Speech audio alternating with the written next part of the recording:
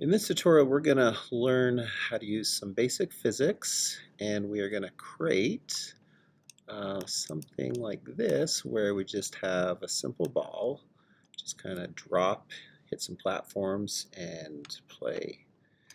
So to get into it, we're just going to go ahead and just create a new document. I'm going to press X to delete that, and then I'm going to go ahead and go to Add, Mesh, and then just do a plane.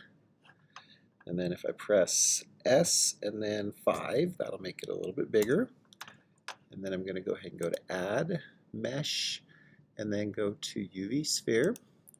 And if I use this Move tool over here, I could just pull that up a little bit.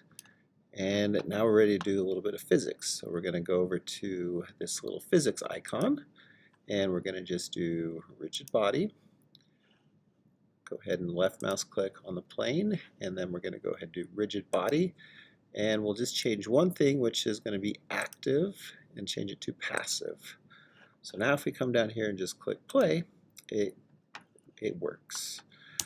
So to get something actually a little bit more interesting than that, we're going to take our plane, and if you press Shift D to duplicate, and then Z to kind of pull it up, and then if you go over to the rotator tool over here, we can just kind of rotate that a little bit. S to scale to make it a little bit smaller.